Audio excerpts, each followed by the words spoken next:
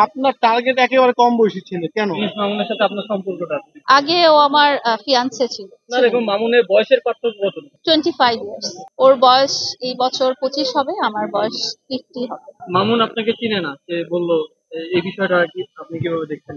চিনতে পারার কথা না আসলে। যখন কারো মধ্যে একটা দ্বন্দ্ব হয়ে যায় তখন আমরা পরিচিত মানুষকেও চিনতে পারি না। তো চিনতে পারার কথা না আমার। উনি যদি চিনতে চাইতেন তাহলে সুন্দর একটা সম্পর্ক ছিল আমাদের মাঝখানে, সেই সম্পর্কটা উনি কন্টিনিউ করতেন। যেহেতু উনি উদ্দেশ্য প্রণোদিত ভাবে আমার জীবনে এসেছিলেন এবং উদ্দেশ্য হাসিল হয়ে যাওয়ার পরেই চলে গেছেন, তো চলে যাওয়ার পরে আমাকে আসলে আর তার মনে রাখার দরকার নেই। যারা আসলে স্বার্থের জন্য কোনো সম্পর্ক করে, যারা প্রতারণার জন্য কোনো সম্পর্ক করে, তাদের কাছে ওই লাইফটা ফেলে নতুন একটা জায়গায় আসলে চলে যেতে হয় তাদের। কারণ কি, তারা এভাবেই আগায়, তাদের জীবনটা এভাবেই চলে, তারা এভাবেই ইনকাম করে, তারা এভাবেই তাদের জীবনটা সামনের দিকে এগিয়ে নিয়ে যায়। বারবার দ্বন্দ্বের পর আপনি তো বারবার তাকে সুযোগ দিচ্ছেন, কেন সুযোগ দিচ্ছেন?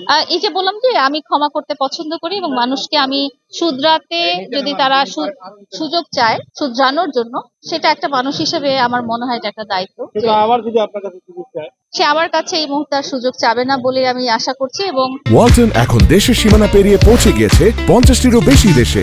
ওয়ালটন, ঘরে ঘরে বিশ্বজুড়ে। আমার মনে হয় আমি না হয়ে তার জীবনে আরো অনেক মানুষ চলে এসেছে, তারা হয়তো তাকে গাইড করতে পারবে।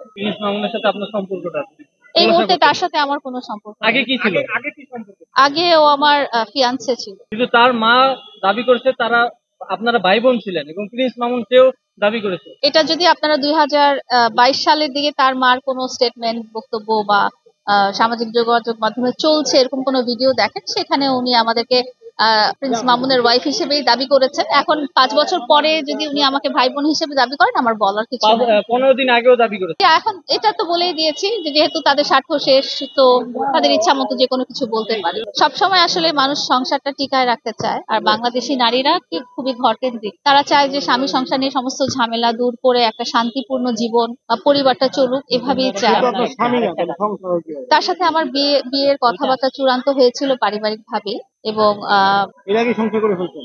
এবং আমাদের একটা, এটা নিয়ে আমাদের একটা ডিসপিউট আছে, মামলা হয়েছে এটা নিয়ে যে আমার সাথে একটা প্রতারণা করা হয়েছে। আসলে আমার কাছে তো উনি আমার জীবন সঙ্গীর মতো।